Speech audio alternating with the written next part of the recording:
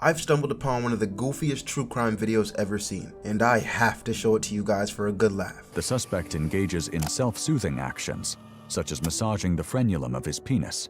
In doing so, the suspect is hoping to gain some semblance of calm. Let me give you some context. True crime and cop videos have been huge on YouTube lately, and channels like Dr. Insanity and Inspector Ray have really taken off because of their commentary on them. And I'm not gonna lie, they're pretty damn enjoyable to watch because we binge them all the time on stream. The video I'm about to show you today is actually a parody of those by a channel called Super Mega. And while it's goofy as hell, it's also one of the greatest parodies I've seen in a long time.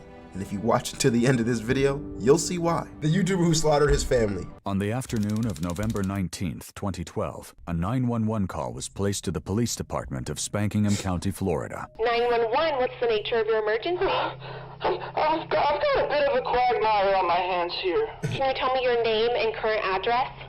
Yeah, it's, my name is Stuart Pecan, and my address is...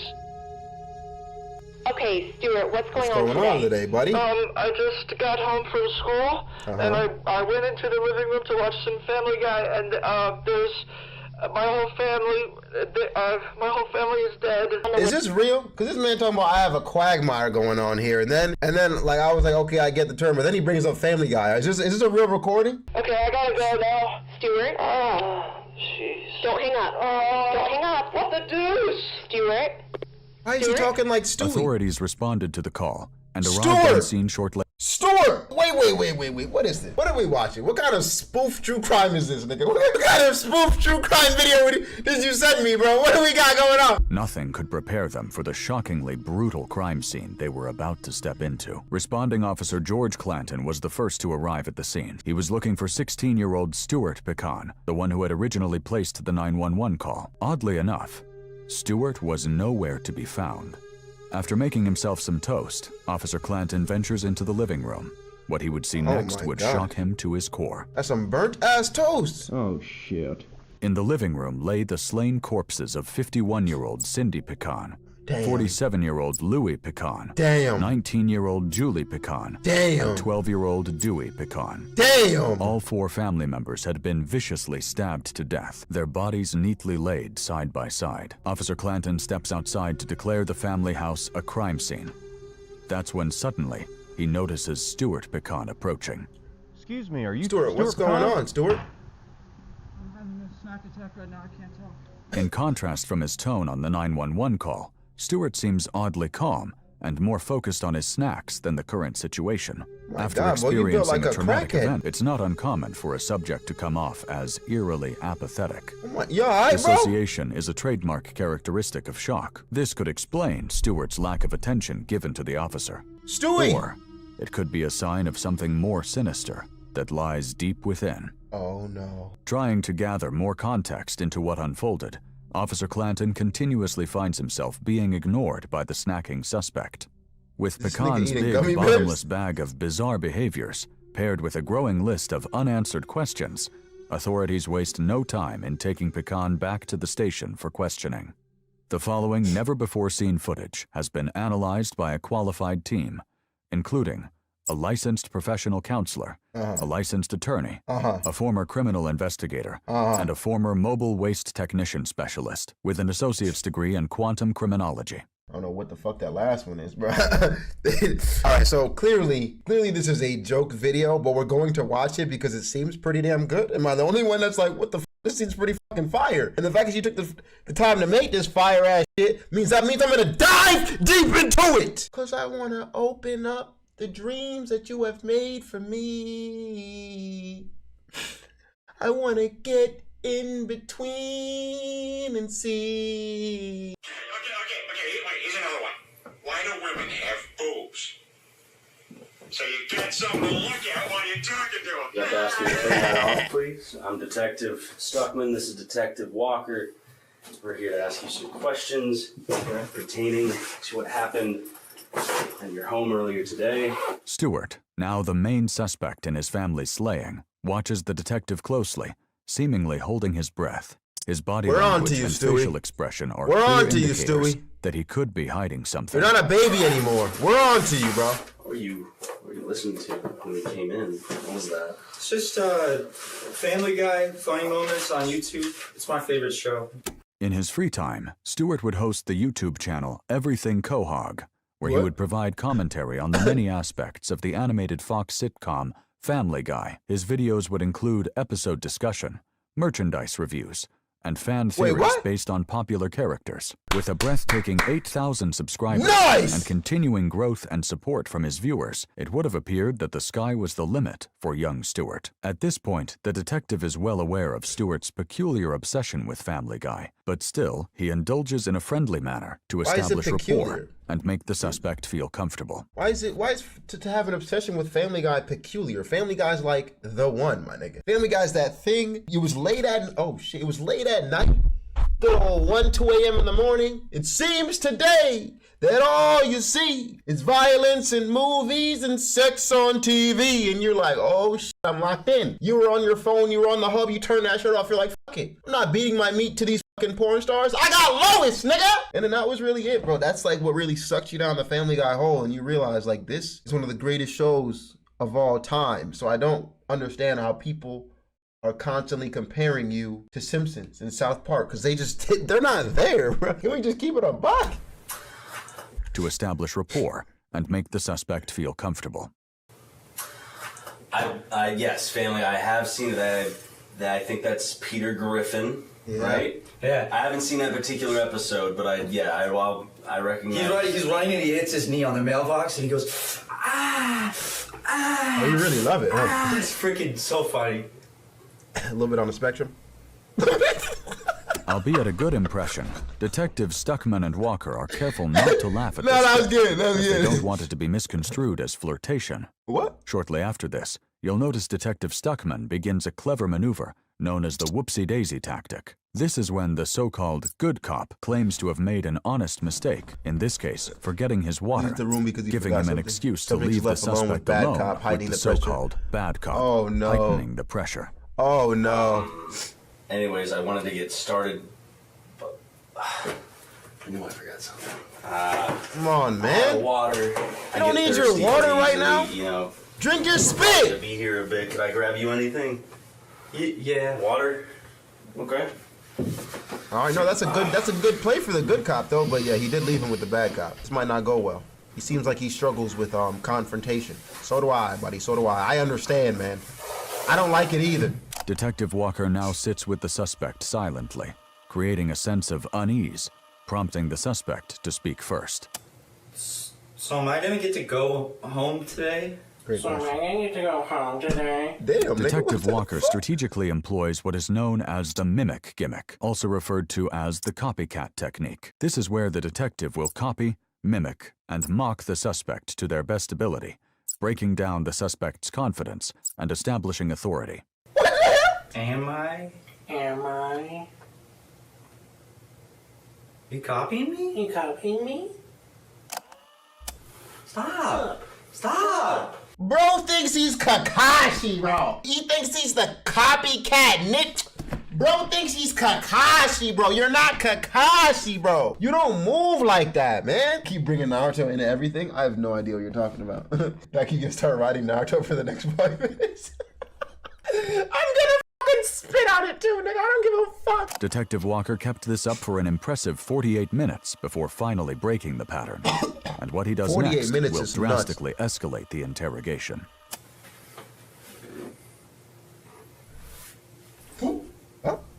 Got your nose.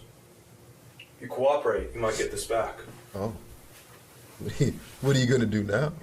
What you just witnessed was a successful execution of a rare interrogation tactic known as the Oop, I Got Your Nose method, God is ass. formerly known as the Orenthal-James Simpson technique. God is ass. This is where the detective will take the suspect's nose, only for it to be used as a bargaining chip for later in the interview. If the suspect wants his nose back, he knows he'll have to cooperate with investigators. Yep. Now awaiting the detective's return, the suspect engages in self-soothing actions, such as massaging the frenulum of his penis.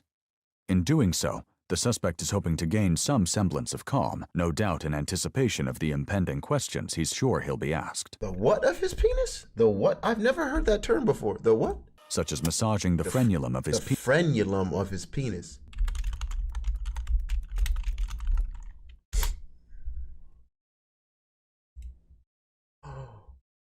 I see. Okay. Interesting way to self-soothe. Interesting way to self-soothe for sure. I have to delete my history after that one. Detective Stuckman re-enters the room to continue the interview. You know, I saw Detective Walker in the break room. I think he had your nose. He was showing it off the entire room anyway. He's gonna pour bleach in it if you don't cooperate. Laugh at it. It's a beautiful nose. Really, it's a nice nose. Thank you. If I were you, I'd want that nose back. Yeah. I do. So tell us what we need to know. And I think I could help you. Tell us what we need to know, bro. Think of it, I scratch your back, you scratch my back. It's at this point in the interview Detective Stuckman finds himself jonesing for some chocolates. He faintly recalls having 2 Hershey's Kisses in his desk drawer. He leaves the room in search of the sugary sweets. And he escapes. This He's gone. act, plus consuming the candies, was incredibly taxing for the detective, who in turn decided to take a short nap in his office. Okay. Refreshed and refilled, he returned to resume the interview 2 hours and 36 minutes later. God damn, nigga. Stuart. You should have left. You can call me Stewie. Just a nickname? I just like that name. Yeah, I feel like it just fits me better than Stuart. Okay, that's interesting, because if I remember, you tried to legally have your name changed to Stewie. Oh, that's not Stewie your... Griffin. Wait, so your real name is Stuart? Tell me a bit about that. Through a Freedom of Information Act request, we obtained court documents which revealed Stuart had recently attempted to have his name legally changed from Stuart Pecan to Stewie Griffin. I mean... This attempt was unsuccessful, however, as his mother and father had both declined to sign off on the request. Damn. And that's why he murked him. There it is. We just solved the whole crime, bro. You all don't want me to change my name? Y'all don't want to become the Griffins? I want to have a Griffin family. And if you all don't want to become a part of my Griffin family, nigga, I'm smoking you. Stewie Griffin just felt like it reflected like me as a person more. So I felt like that was me as Stewie Griffin, not. Huh? What? What was that? Go on. What you just witnessed was the near-perfect execution of a tactic only the most skilled and knowledgeable detectives can dare to attempt. What? Known as the nana-nana-boo-boo technique. The detective flashes a sudden mocking gesture while the suspect is mid-sentence. This will serve to derail the suspect's train of thought, making it much harder to keep track of his fibs. Due to the angle of the camera, it's difficult to determine the exact silly face made by Detective Stuckman. But it was a good one. However, we hired a skilled spatial computer graphic system engineering specialist to create a 3-dimensional render composite of what the suspect likely saw. So I started to do the name change. I got like 4 months into it, but I had to, my parents at the last minute refused to sign off on it, so I... Stuart does his best to ignore the jesting detective's gesture. However, it's apparent it's been successful in tripping him up. Yeah. Pushing through the suspect's annoying Can't lie now, boss. Detective Stuckman is setting the stage for what he's about to do next. I wasn't able to get my name changed. Your parents didn't allow you to change your name? No. Were you upset because of this? I know be honest. A lot of be people honest have with us. attachment to their identities, and names being probably the biggest signifier of your identity. Yeah. I was pissed as crap about it. Yeah. It made me... Did you kill them because of it? Really freaking pissed. So what did you do? But not like I do it. You sure? Did you catch that? No, I didn't. Here, we'll play it again. Take notice of Detective Stuckman in the bottom right. Compounding on the recent nana-nana-boo-boo, the detective deploys its sister technique, the neener-neener. It leaves the suspect speechless. What? So let's talk about today. Yo, let's talk about how well put together this is in like Dr. Insanity style, right? Like we've seen a bunch of these types of videos, the Dr. Insanity videos, and they're always great. This is clearly a comedic version of it, but Jesus, it's so good. Jesus! Left school at the last bell, and then I went straight home, and I got home and I opened the front door, and it was really quiet. So I went to go put on some Family Guy in the living room, but then when I walked into the living room, that's where you saw the crime. My mom and my dad and my brother and my sister. Okay. I want to back up. The detective is trying to establish a motive and locks Stewart into a story he can't go back on. You're saying you left school, last bell rings at 3:20 p.m., right? Yeah. Well, we have administration saying you signed yourself out at 1:35. What the deuce? Stewie Griffin. So Yeah. you were not at school. Yeah, So Stewie. if you could help me understand. No, that's wrong. I left it the last That bell. gives you almost 2 hours. They said that, then they just got the numbers wrong. You wrote it down, bro. We have it right here. You're asking me to trust your word over the administration of your school. Why would your name just show up? They freaking lied. I left it at 3:20 when the bell rang. I went straight home. So administration's lying. Is that what you're saying, Stewie? Are the Wow. cameras lying too? Detective Stuckman initiates the first big confrontation by revealing that he is in the possession of evidence that It's contradicts over for you, Stewart's sir. original We have story. you locked in. We have you locked in. You can't. Yeah. Cameras. We saw your ass I leave, tell you I nigga. had video proof of you leaving the school at Yeah. 1:35 p.m. You ain't know, huh? I'm trying to just help me understand because everything's pointing to you not being at school. I was. They probably Puts did. you in the time frame. Of what? I What think you mean? Without directly saying it, Detective Stuckman is heavily implying that Stewart had something to do with the murders of his family. He did. Look at him. This marks a dramatic tonal shift in the interview. It just makes sense. No. It But just I makes need sense. you to tell me what happened. Think I about did. it. Really think it. It all just makes sense. Think about it. His favorite character is Stewie. He wants to change his name to Stewie Griffin. What is Stewie known for doing in Family Guy, bro? I shouldn't even have to say this right now. He's known for wanting to murder his whole family like 90% of the episodes, bro. And what's next, sir? Mr. Stuart Pecan? Are they gonna respawn next episode? I don't think so. They're gone, sir. I told you exactly what freaking happened. Was I left school and I went home? The clocks. you in a Do I have to bro. go get the tape to show you? We got you in a hole, bro. I'll give you one more chance. When did you leave school? 3:20 at the last bell. Yeah. Detective Put your Stuckman hands leaves on to him. retrieve his laptop while Stewart waits anxiously. However, Where's the Detective bad cop? Stuckman soon re-enters, seemingly unable to locate his laptop's location. Huh? Where's the other cop? This nigga is on all fours. God damn, Finally, man. 5 All minutes caked short up on of a 2 hours motherfucking later, Wednesday like that. Detective Stuckman returns, laptop in hand. Now, before I show you this video, your story's gonna stay the exact same. Yes. You left school when? In the last bell at 3:20. I told you that. If it says on video another time, then the clock setting's probably wrong on the video. Oh, everything is going to wrong. explain this. What?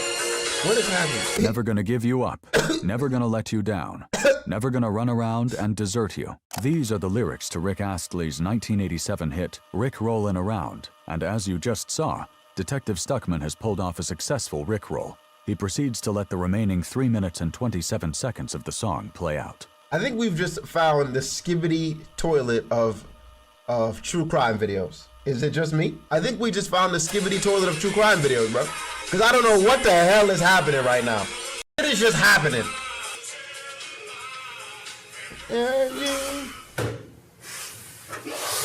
I'm confused.